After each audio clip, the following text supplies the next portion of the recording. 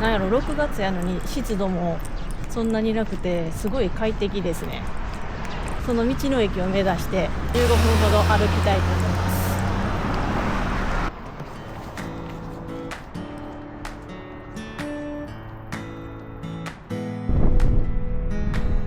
この水路めっちゃ綺麗やな。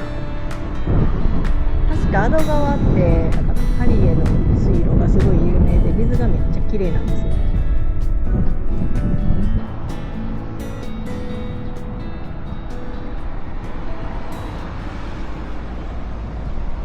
ずっと来たかった波戸川の道の駅。何年か前にもここに来てめっちゃいろいろ売ってていいなと思ったからまた来ました。おお、にぎわってます。ちょっと惣菜見に行こう。火曜日やからかめっちゃ数少ない。うわ、やっぱり近江牛やな。ここめっちゃサバ寿司売ってるわ。4つしか入ってない。夜ご飯に焼きそばじゃなくて焼きサバ、いや焼きサバ、リンゴみたいなスノボ。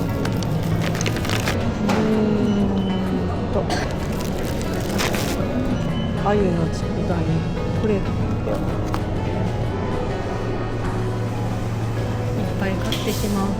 アグベリーチューハイ、地域限定。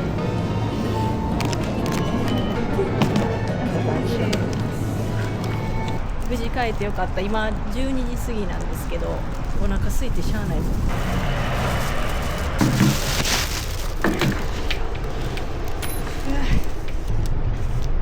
バメがおる。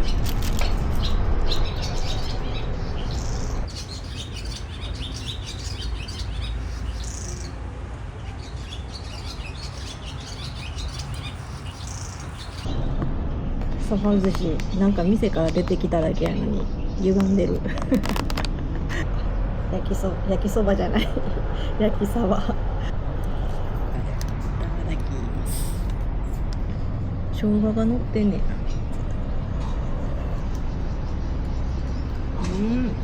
めっちゃ美味しい。サバがめっちゃ柔らかい。めっちゃ美味しいなこれ。よく頼んやん。よく買うわ。ちょっと待って、美味しすぎて瞬殺でなくなるんやけど。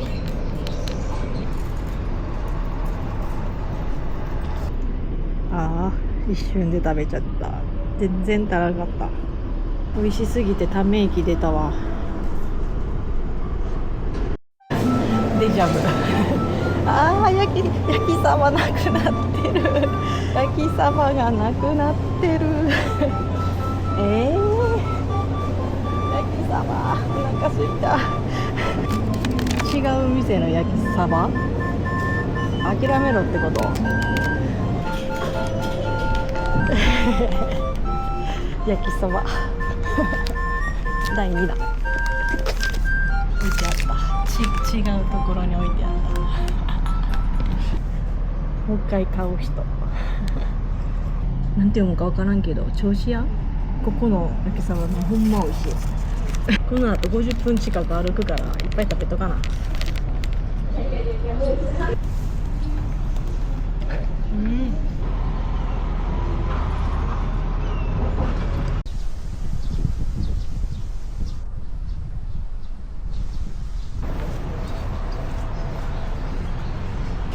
じゃあそろそろ安堵川の道の駅を出発します。今から50分ぐらい歩いてキャンプ場の方へ向かいます頑張っていきます。何これ、入れる。入れるわ。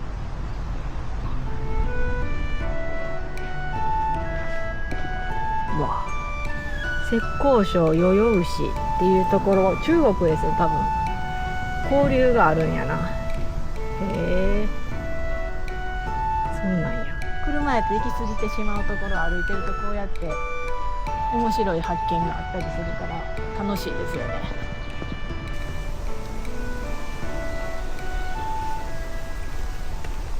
12時50分ぐらいに出発したので1時半ぐらいに着いたらいいなって思うんですけど、まっすぐ長い道のりが滋賀県って感じがするな。米どころ滋賀県。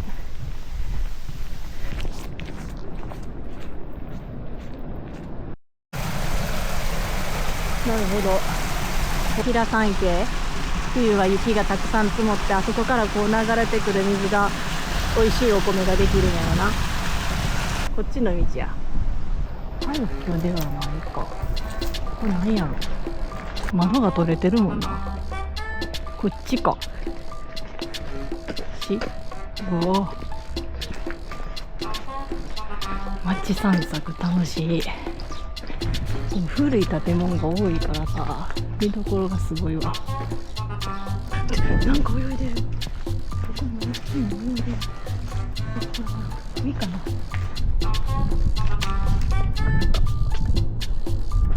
泳いでる。いいかな。顔出してきたからびっくりした。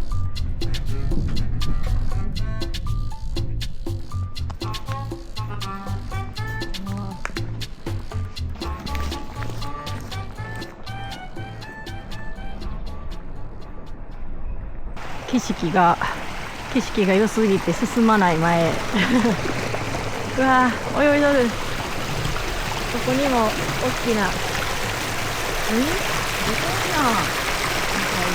水がきれいやばいやばい、もう30分経ってる半分しか進んでない。頑張っていこう。これでも真夏やったら無理やったな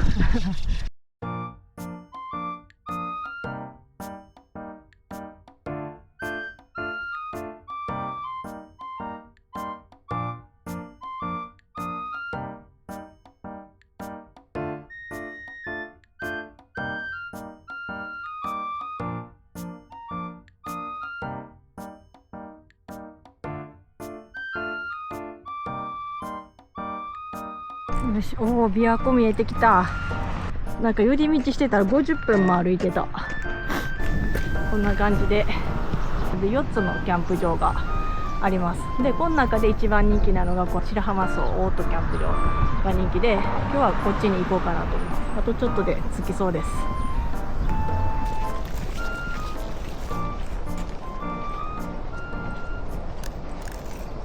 これが白浜荘ですね。これは旅館かな。誰もおらんかもしれん。もしかしたらご利用の方はフロントで受付してください。ここじゃないっぽいな。でもこっちが本館でフロントなんやな。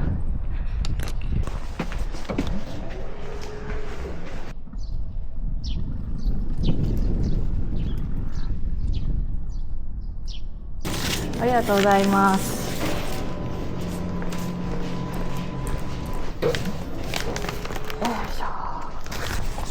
見出し坊や白浜荘オートキャンプ場。この B 区画なので、この松の木がいっぱい生えてるんで、その下あたりに貼ろうかなと思います。今日誰もおらへんな。2時ぐらいだったらいっぱい来るらしいけど、とりあえずここに貼ろうかな。よいしょ。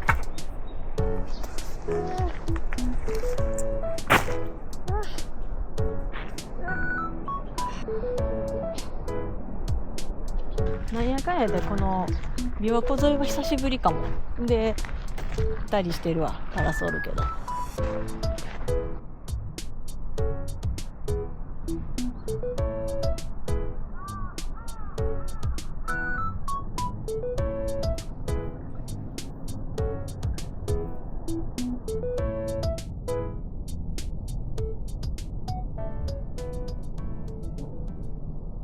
なんかさっき受付行った時に受付の人を今日はお車ですかって言われて、アド川の道の駅から歩いてきましたって言ったら、って50分ぐらいかかりましたって言ったら、すごいって言ってめっちゃびっくりされました2時ぐらいからなんか団体さんがいっぱい来るらしいんですけど、その人たちはここで飯盒水産してなんかご飯食べたら帰るらしくて、もしかしたら今日一人ぼっちかもしれないですこの広いところで。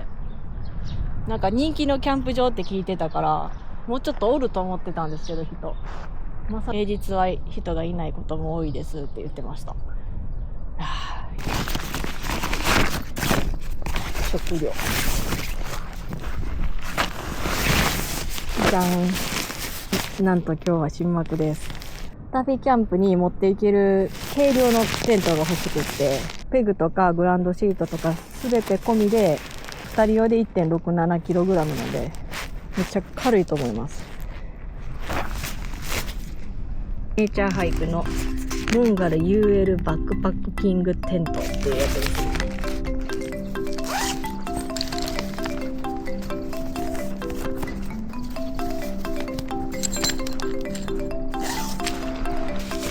その付属のペグを今日は使います。ネイチャーハイクのペグって結構この細いタイプが多いんですけど、地面が硬いとかやっぱりあっという間に曲がったりするんですよね。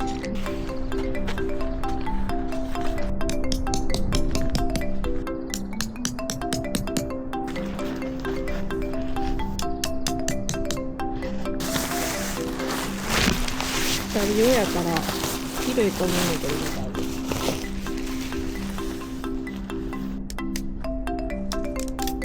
立山で使った森ガーデンのテントは 2.3kg で、こっちの方がちょっと重めなんですけど、サイズ感は一緒かな。め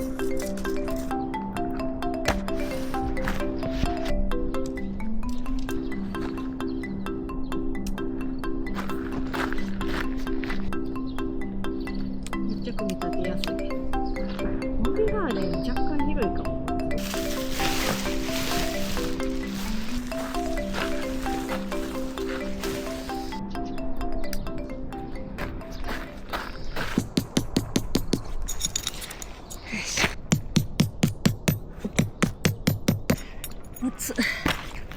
今回なんでこのテントを選んだかというと、理由がいろいろありまして、2人用やのに、全て込みで 1.67kg しかないっていう軽量さと、あとですね、最大の特徴、これを選んで一番の理由なんですけど、それをちょっと今からお見せします。じゃん。開けたのにまだ布があるっていう状態です。これが一番の理由なんですけど、これはいつもの小川のテントポール、軽量の。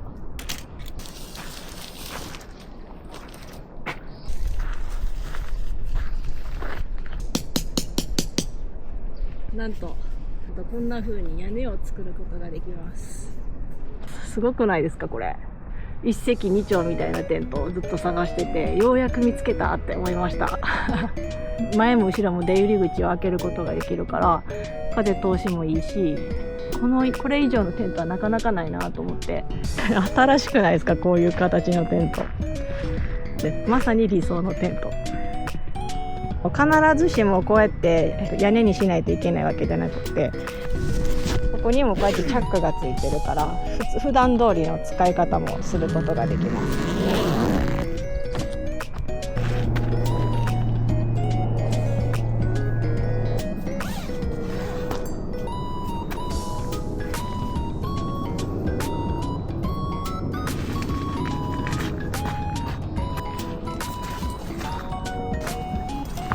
なんかすごい扉も広いからいいな。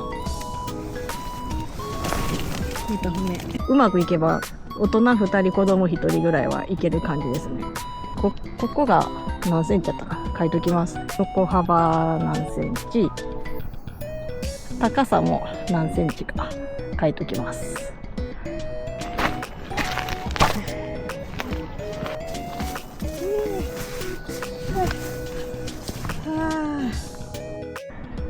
団体の子供たちが来ました。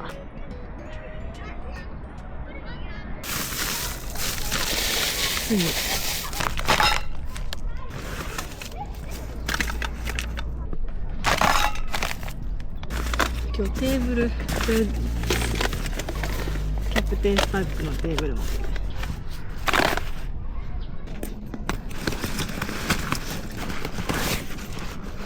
ランタン。いやこれあるのすごいわ。これでしかも調整はできるようになってるんですよ。あ、3点ついてるやん。すごっ。ほら。こだわりを感じる。サバ寿司2パックも食べといてお腹すいた。幸せなことやと思うわ。サバ寿司騒動。このテント広いから引きこもりキャンプ泊とかも良さそう。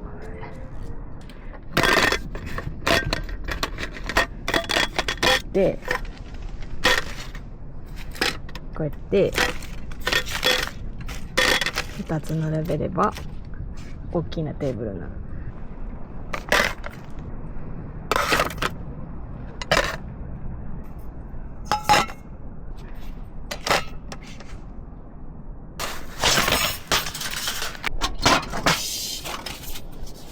お、よっしゃ、いけたんじゃん。こうか。今日は久しぶりに焚き火をがっつり焼いたい。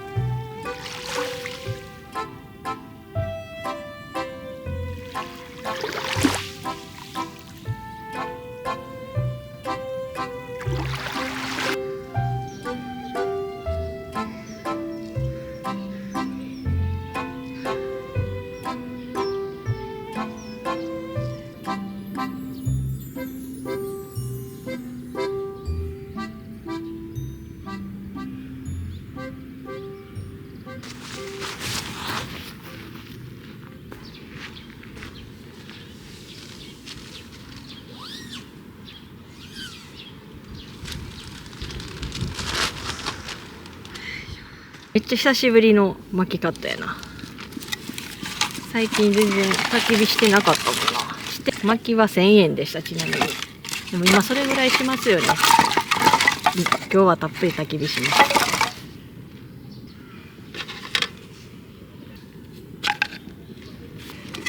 つゆがでかいな。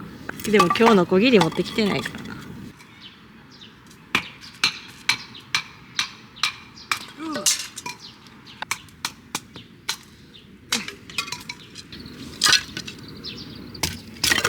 うわ。うわ。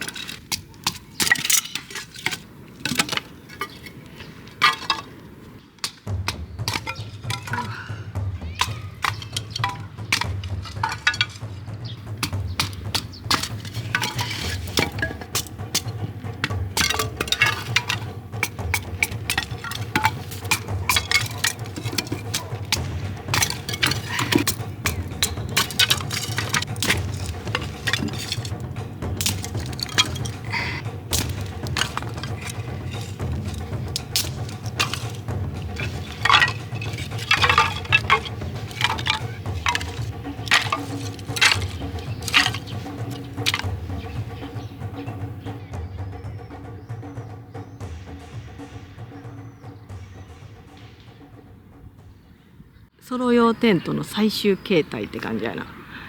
よく考えられてるわ、ほんま。さて、もう5時で、今気温が24度ぐらいかな。これ温度計なんですけど、いつも使ってたちっちゃいやつ、多分どっかで落としたんかもしれへん。ちっちゃすぎて、なくなったっぽいです。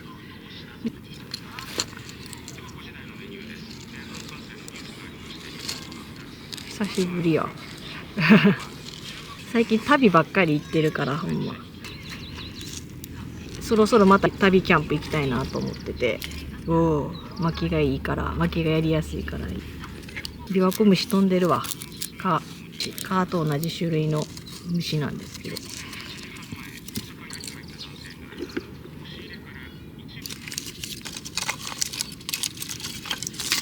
でいやー、ほんま今年の6月はめっちゃ涼しいわ。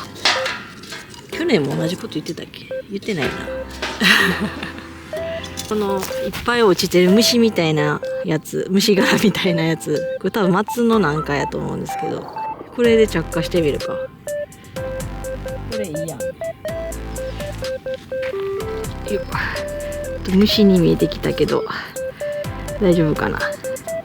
よし、この虫をこっちに置いてすぐ燃えるように、こういう風にな。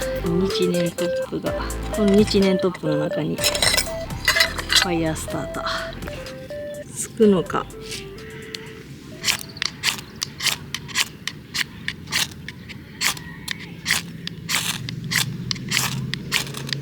あ、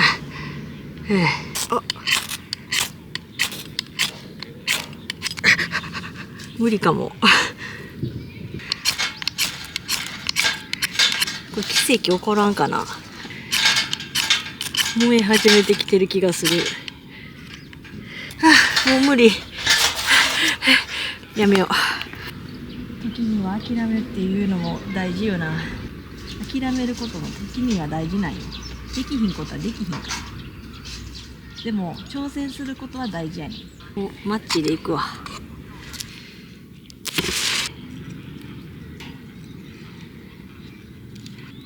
いいよ。お、久しぶりにめっちゃ焚き火の匂い嗅いでるわ。今一応つけることできたな。みなかえろカラス一緒に帰りましょう。5時半。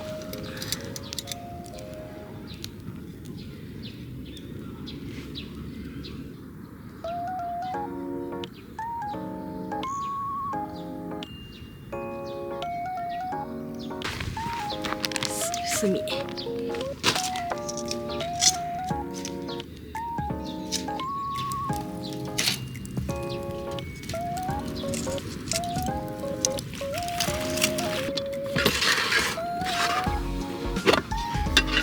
こにいろいろ入れて、米もそろそろ炊いて、これクリップは何かと便利やからよく持ってきてるんですよ。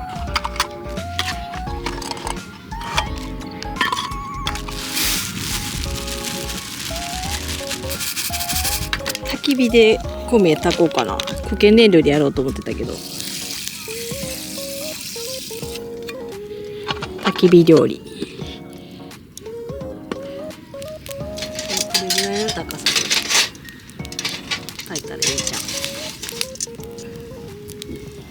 ゃん。ドン。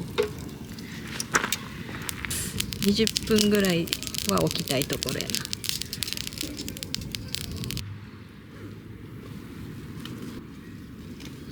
そういえばおはぎあったんや。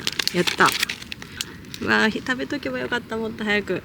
アスパラとこれ近江牛のしぐれに一緒に焼いたら美味しいんじゃないかと思って。ちょっと固めやから。あ、折れた。あ、硬そう。硬そうやからこうしよう。そういえば琵琶湖虫おらんくなったな。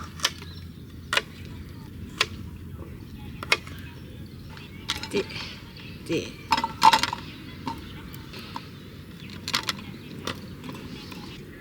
嫌な予感がする。お、まあ時間かかりすぎやけどできそうではあるな。まあもうちょっと置いとくか。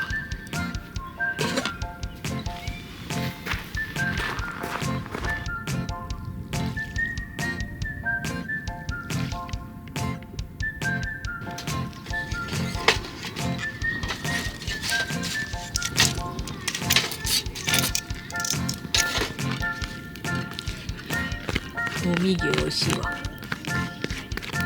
アスパラをもうここで混ぜちゃう。もうとりあえずこれでいくか。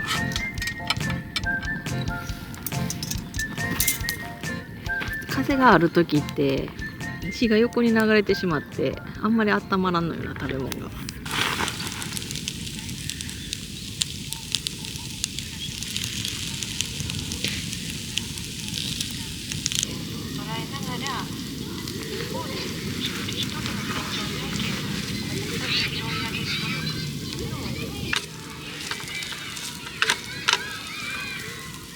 アスパラ買って正解やな。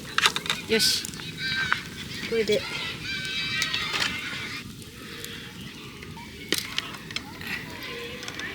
ニジマスのみりん干し、これカルパッチョで食べてみたいわ。あ、意外とくっつかへんな。すごいな。およ燃えろあげ天まで届け。もうあっという間に火通ってる。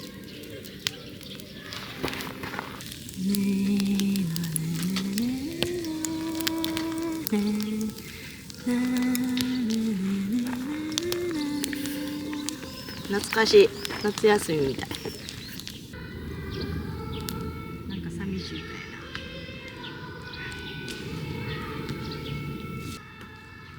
あゆさん。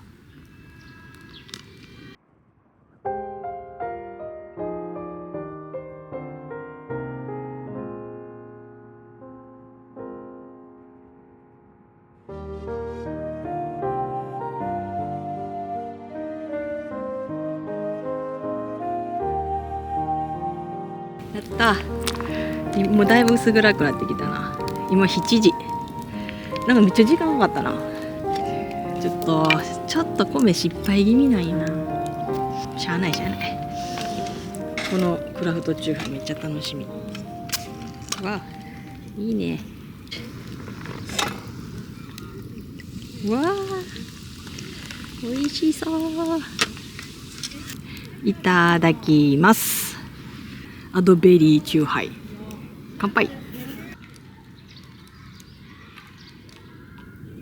あー、めっちゃ美味しいアドベリー。地域限定。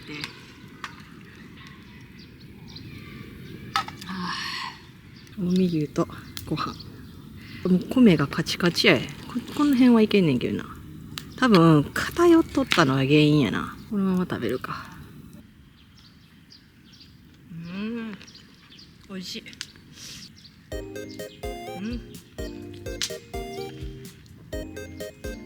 急に静かになった。なんかさっきまで響いてた子供たちの声がなくなって、子供たちの声の幻想を聞いてたみたいな気分や今。急にパタって静かだと。煮ります。いただきます。うまい。なんか上にバジルかな、なんか乗ってて、まあ味はサーモンなんやけど、今日は米が進む日やな。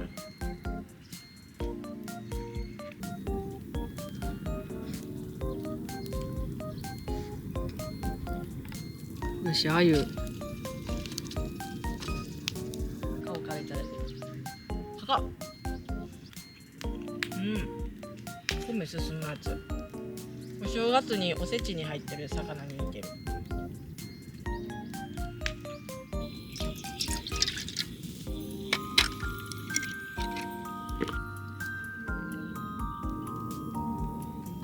アドベリー買って正解。うまっ。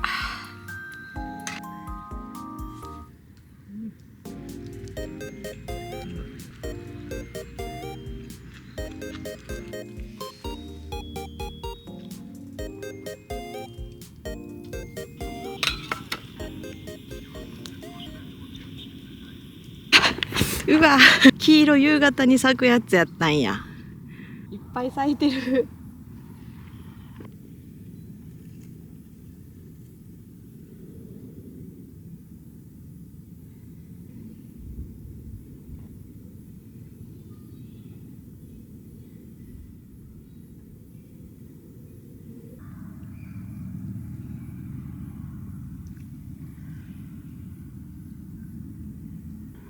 小学校のキャンプファイヤーまだ燃えてるわ。だいぶ大きいもんな。ちょっと行ってみようか。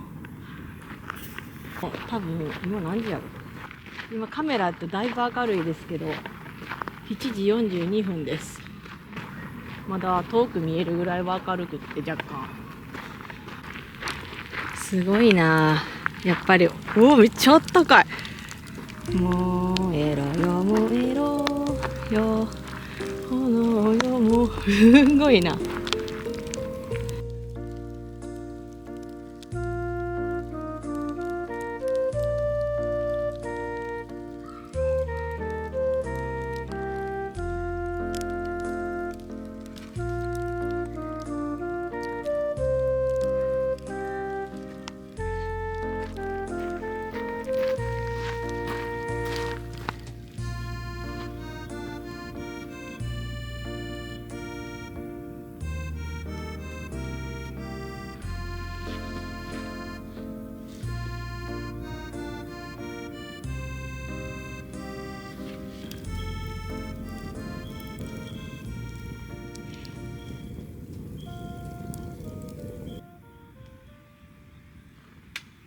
このすももが気になって思わず買っちゃったんですよね。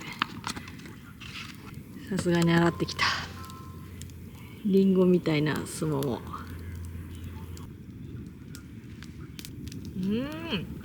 うまっ。赤っ。皮は酸っぱい。でも中の実がめっちゃ甘い。桃やん。美味しすぎる。大変だ。今日食べないと明日カチカチになるよな。食欲すごすぎるやん。あんこ。うわぁ、おはぎ。今日だけで激太りやん。甘すぎないあんこ。美味しい。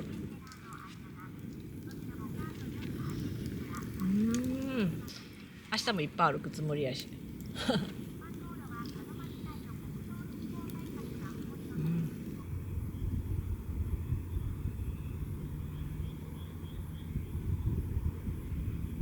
今日は星は無理そうやな。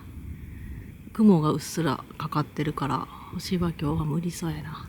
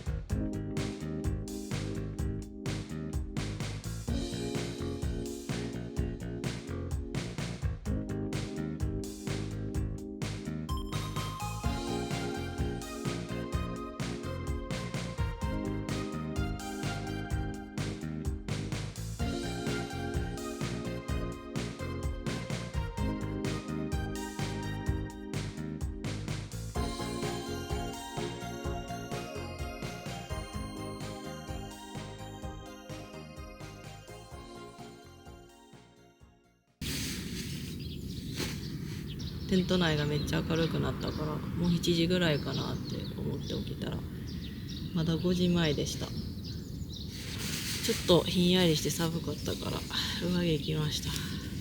目が覚めたお腹がすくってすごいな。ね、それってでも健康的なことや。気づいたんですけど、昨日の夜寝る前のシーン久しぶりにスローモーションになっててめっちゃショックでした。スローモーションの位置をなんとかしてほしい。ソニーさん、ソニーさん本当お願いします。位置を変えてください。私と同じカメラ持ってる人よくスローモーションになってるんですよ。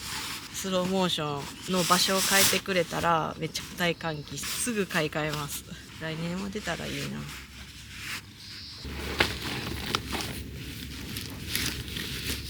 この靴同じ靴2回目なんですよ。パラリウムが好きすぎてあと5足ぐらいあります。でもなんかキャンプ用と普段用って分けててだからいっぱい持ってるんですけど。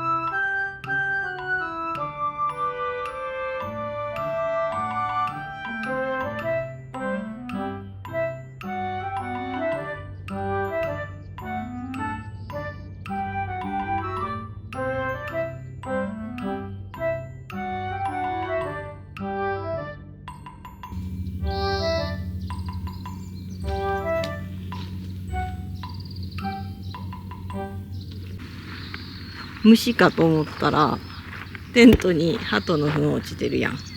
早速やられた。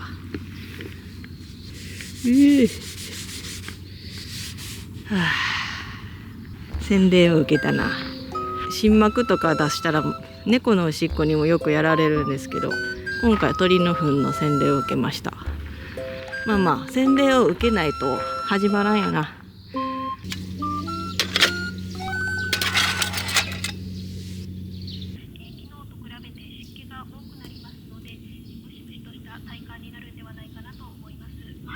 今あそこの松ぼっくりが落ちてきた。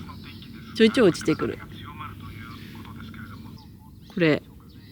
これだんだん今めっちゃ雲が近くまで来てて、これご飯食べたらちょっとあんまりうろうろせんと帰った方が良さそう。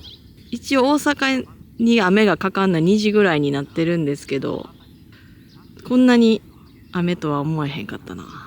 土砂降りレベルの雨やわこれ。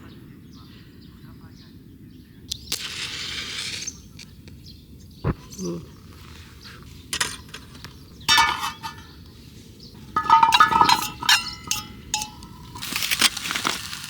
ジマス豆乳、み醤油。こ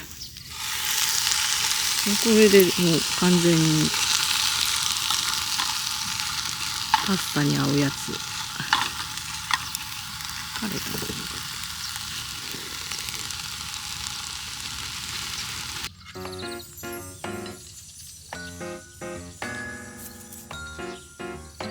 今日の朝ごはんいただきます。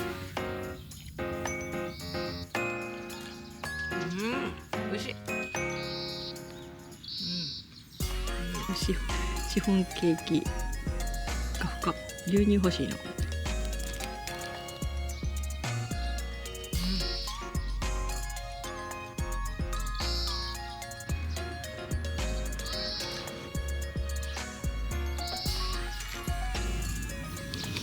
このスモも皮むいた方が美味しいねこれ。昨日食べたけど、なんかビワに近いんよな。でも桃にも近い。桃栗3年柿8年っていうじゃない。スモも何年なんや。ちょっと調べてみる。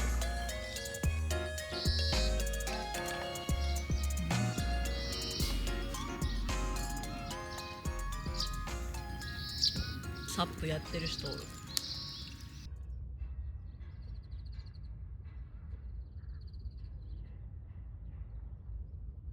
あれ思い出すな。最近サカナクションの音楽に合わせてみたいな。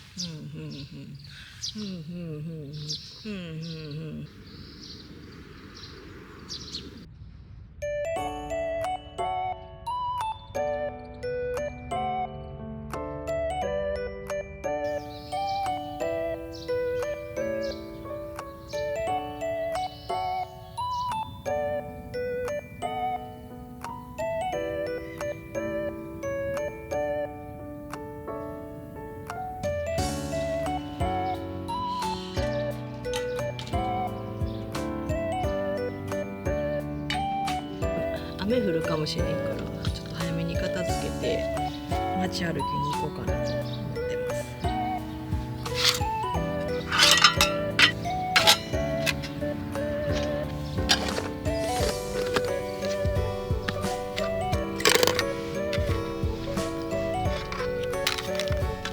アドベリーのマドレーヌは家で食べます。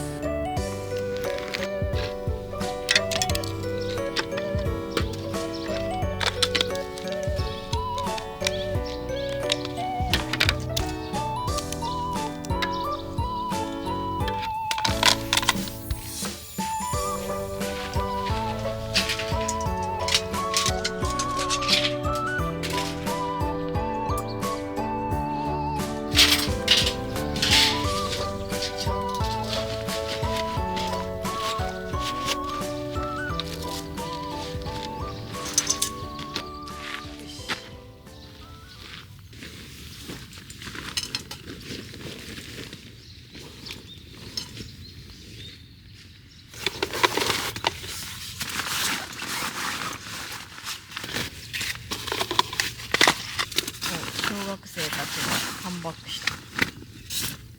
自由時間なのかな。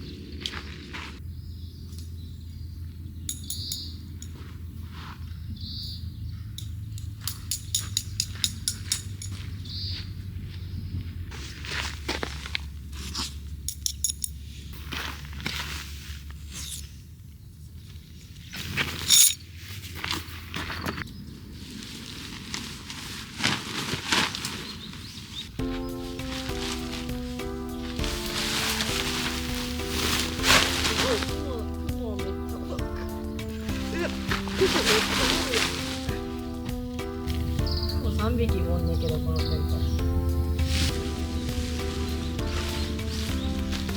雲が多い。雲は持って帰りたくない。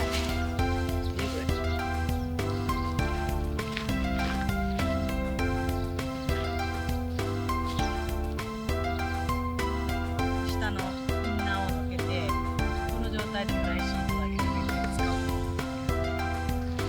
あんまそうやって使うことないけど。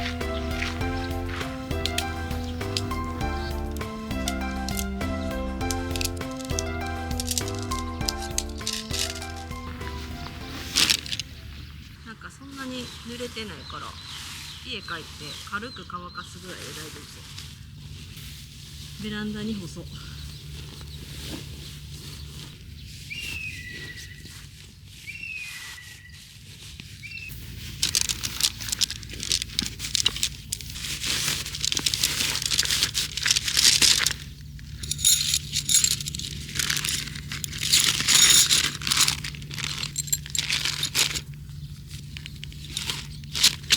いい。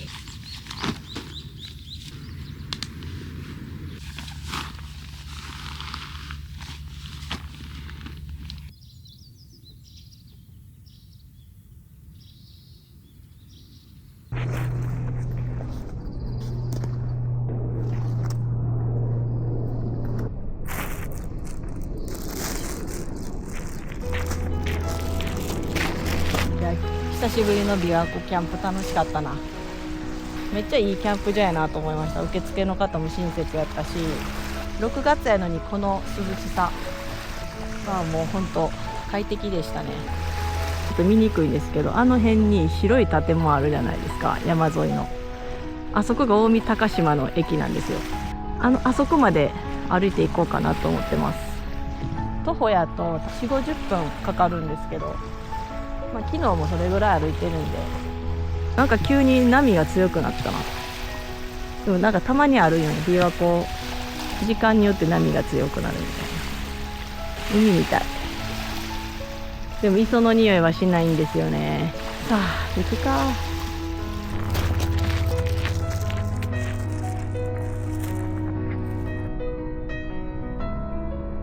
飛び出し坊や。今日はこのキャンプ場4つあるけど、自分しかおらんかったかもしれん。すごい静かやったし。今日も涼しいから歩くには快適やわ。9時35分ぐらいやから、ゆっくり歩いて11時ぐらいには着くんかな。店の人と通りすがった時にお店の方が、歩きやったら3キロぐらいあるよって言われてそうなんですけど、近くのバスが廃線になったって言ってて、知らんかったわと思ったんですけど、で今はその代わりに乗り合いタクシーが安堵川駅から出てるらしくて、事前に予約しておかないと乗れないらしいので、もしちょっと歩きしんどいなっていう方は乗り合いタクシーで、近くのバス停まで行って、でそこから歩いてくるのがいいかもしれないですね。田んぼ道楽しんでくださいねって言われました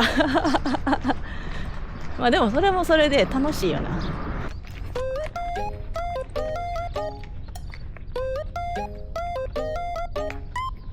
こっからはもう琵琶湖沿いのこの道を歩いていくことになるので、多分ほぼ同じ景色が続くと思います。黙々と琵琶湖沿いを歩きたいと思います。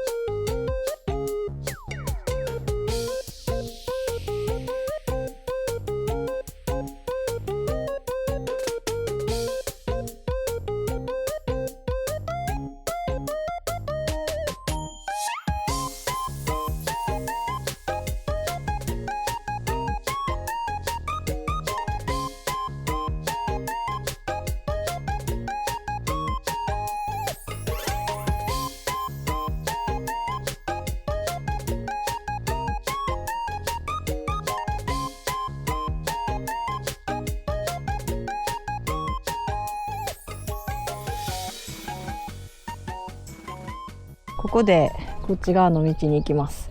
琵琶湖沿いはここで終わりですね。じゃあこっち行こ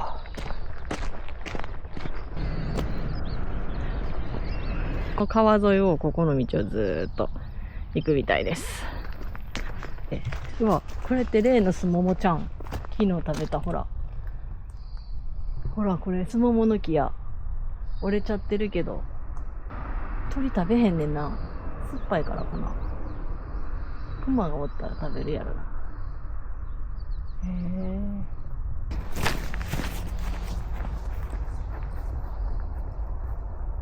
もはやコンクリートじゃない道やもんな。砂利道。すごい大きい家ばっかり。琵琶湖沿いって別荘道が結構多いけど。広い家住んでみたいわ。でもあんまり家賃にお金かけたくないんだな。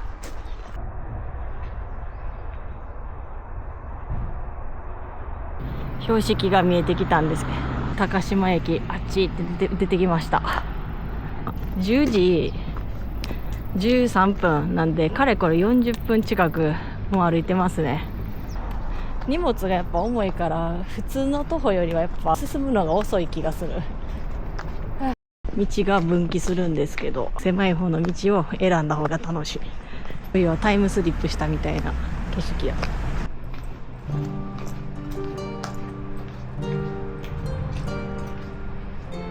建物がすごい味がある、趣がある建物や。ほんまに。あ、なんか書いてある。この辺は染め物屋さんがあったんかな。この辺りでは染め物屋を荒野と呼びますから、荒野町というようになったと思われま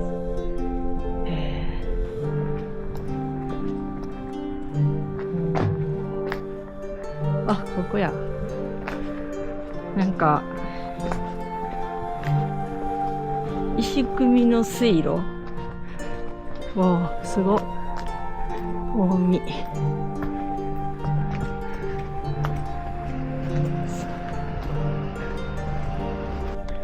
蔵がいつの蔵や。めっちゃ古い蔵やな。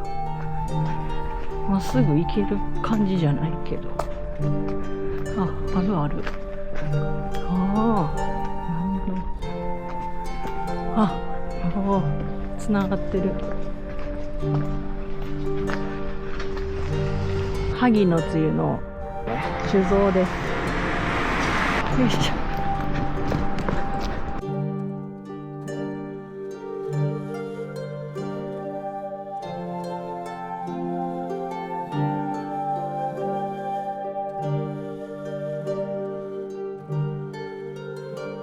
市民病院見えてきました。結構歩いたな。1時間も歩くと思えへんかった。さあ、駅も見えてきた。ただ次来る電車がもう40分ぐらい先までないんですよ。大三高島駅初めて来たな。ガリバー。なんかガリバーゆかりがあるんかな。ちょっとあんまり調べたことなくって、ちょっと調べてみよう。ガリバー。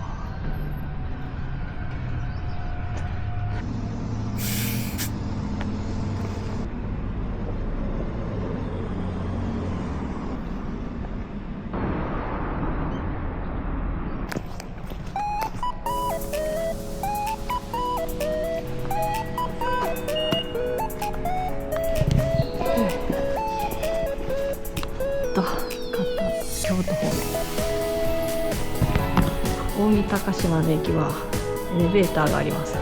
もう近くに大きい病院あるもんな。なんかすごい眠たくなってきました。40分ぐらい待ったんですけど。